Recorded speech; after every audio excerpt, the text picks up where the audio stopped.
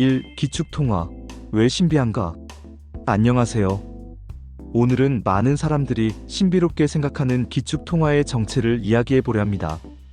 KDI, 한국개발연구원 홈페이지를 보면 이렇게 설명되어 있습니다. 기축통화란 세계 어디에서나 자유롭게 통용될 수 있는 화폐이다. 일반적으로 기축통화가 되기 위해서는 세계 경제에서 주도적 힘을 가져야 한다. 그 힘은 모든 국제거래에서 폭넓게 사용할 수 있는 호환성, 가치의 안정성, 통화 발행국의 선진화된 금융시장 등을 조건으로 한다. 그럴듯하게 들리지만 저는 이런 설명이 오히려 기축통화를 신비화하고 있다고 생각합니다. 한국 최고의 국책연구기관이 이런 식으로 정의한다는 게 정말 안타깝습니다. 마치 기축통화국은 특별한 힘을 가진 선진국이라는 인식을 강화하죠. 하지만 기축통화는 어떤 나라 화폐의 마법 같은 속성이 아닙니다. 그것은 국제결제가 어떤 나라의 은행 계좌망을 거쳐 이뤄지느냐에 관한 제도적 문제입니다. 이 영상을 통해 저는 바로 그 신비를 걷어내고 기축통화가 실제로 어떻게 작동하는지를 차근차근 풀어보려 합니다. 이 기축통화는 제도가 만든 네트워크다. 기축통화의 본질은 국제결제가 어떤 나라의 은행망을 통해 이뤄지느냐에 있습니다. 지금 그 중심은 바로 미국 달러입니다. 1944년 브레턴 우즈 체제 이후 전 세계 결제가 미국 은행망을 거치도록 제도화되었기 때문이죠. 예를 들어 한국 기업이 브라질로 수출하면 우리는 달러로 대금을 받습니다. 하지만 현금이 오가는 게 아닙니다. 브라질 중앙은행이 뉴욕 연준에 가진 계좌에서 한국은행이 같은 곳에 둔 계좌로 숫자가 이동하는 것뿐입니다. 전 세계 중앙은행이 뉴욕 연준에 계좌를 가지고 그 숫자 이동으로 결제가 이루어집니다. 이것이 바로 달러 기축통화 체제의 구조적 실체입니다. 3. 국내 결제와 똑같은 원리. 이 구조는 우리가 매일 사용하는 국내 결제와 다르지 않습니다. 어은행 고객이 비은행 고객에게 송금하면 두 은행은 중앙은행에 둔 준비금 계좌를 통해 차액만 정산하죠. 국제결제도 같은 원리입니다. 단지 그 중앙은행이 뉴욕 연준이라는 점만 다를 뿐입니다. 그래서 기축통화란 화폐의 속성이 아니라 국제은행 결제망의 중심이 어디에 있느냐의 문제입니다. 4. 칩스, 패드와이어, CIPS 유로존 비교. 미국의 결제 시스템은 두 축으로 이루어져 있습니다. 하나는 칩스, 민간 은행 간 상세 결제망, 또 하나는 패드와이어, 연준이 운영하는 실시간 결제망입니다. 전 세계의 국제 송금은 대부분 이 두 시스템을 통과합니다. 한국과 브라질, 유럽과 인도의 결제도 모두 이 네트워크를 거칩니다. 이에 대응해 중국은 칩스를 만들었습니다. 외국 중앙은행이 중국인민은행에 계좌를 열고 위안화로 결제할 수 있게 한 것이죠. 그러나 아직 그 규모는 달러의 10분의 1 수준에 머물러 있습니다. 유럽은 다릅니다. 유로존 회원국의 중앙은행들은 모두 유럽중앙은행에 계좌를 가지고 그 계좌 간 유로, 이체로 결제가 이루어집니다. 하지만 단일 통화 시스템이기 때문에 개별 회원국을 기축통화국이라 부를 수는 없습니다. 5. 원화 국제화의 의미. 요즘 자주 들리는 원화 국제화. 그 말의 진짜 의미는 무엇일까요?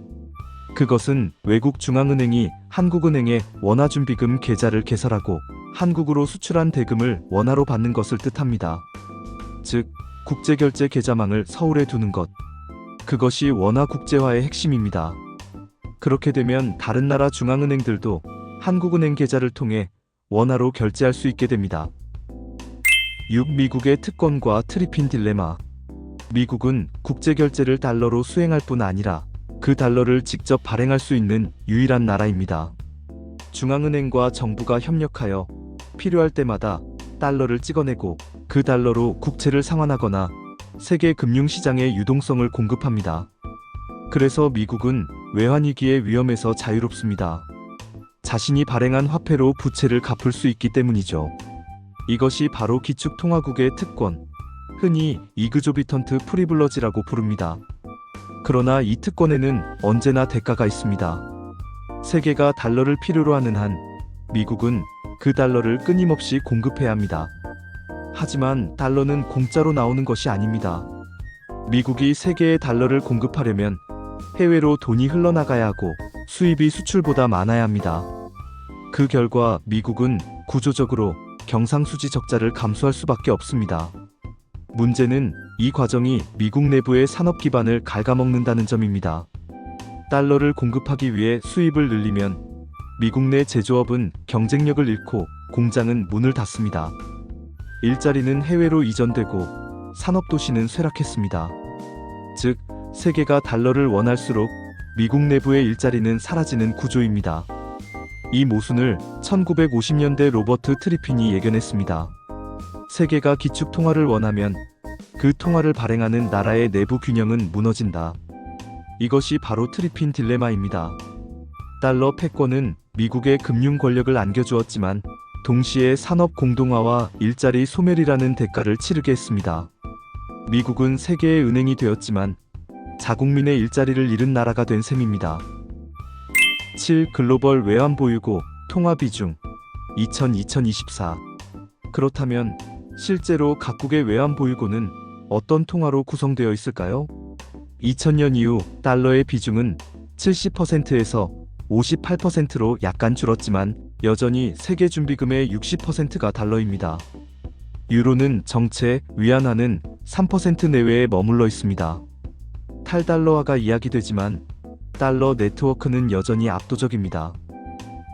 8. 외환 보유고의 실체와 네트워크 효과. 달러 외환 보유고란 각국 중앙은행이 뉴욕 연준에 보유한 달러 계좌 잔고를 말합니다. 그런데 관행적으로 그 일부는 미국 국채에 투자된 자산도 포함됩니다. 즉, 중앙은행의 자산에는 뉴욕 연준 계좌의 달러와 미국 국채가 함께 들어 있습니다. 이렇게 달러는 단순한 화폐가 아니라 전 세계를 연결하는 금융 네트워크의 언어입니다. 사용자가 많을수록 더 유리해지는 구조, 그것이 바로 네트워크 효과입니다. 달러는 그 네트워크의 중심 언어로 자리 잡은 것입니다. 9. 달러 장부의 권력, 러시아 제재 사례. 미국이 러시아를 제재할 수 있었던 것도 바로 달러 장부의 통제권 덕분입니다. 미국은 러시아 중앙은행과 은행들이 가진 뉴욕 연준 내 달러 계좌를 동결했고 미국 금융기관이 러시아 관련 송금을 처리하지 못하도록 막았습니다. 즉, 달러 장부의 문을 닫은 것입니다. 이처럼 달러 패권은 단순한 통화의 우위가 아니라 국제 결제 장부를 통제하는 권력입니다. 10. 다극화와 맺은 말. 앞으로 국제 통화 질서는 달러 중심의 단극 체제에서 점차 다극적이고 중립적인 결제 구조로 이동할 것입니다. 위안화, 원화, 그리고 중앙은행 디지털 화폐 모두 그 신호입니다. 그러나 달러 네트워크의 관성과 금융 인프라의 격차 때문에 달러의 지배는 당분간 계속될 것입니다. 결국 기축 통화는 강대국의 신비한 권능이 아닙니다. 그것은 국제 결제가 특정 국가의 중앙은행 계좌망을 거쳐 이뤄지도록 설계된 제도적 구조입니다. 이 같은 제도적 속성을 제대로 이해해야 세계 경제의 동향과 국제 금융 질서의 흐름을 올바로 볼 수 있습니다. 사실 이런 구조를 알아야 최근 한국이 미국에 제한받고 있는 대미 투자 요구나 통화 스왑 협정의 실제 의미도 바르게 이해할 수 있습니다. 다음 시간에는 이 통화 스왑의 구조와 의미를 차근히 설명드리겠습니다. 시청해주셔서 감사합니다.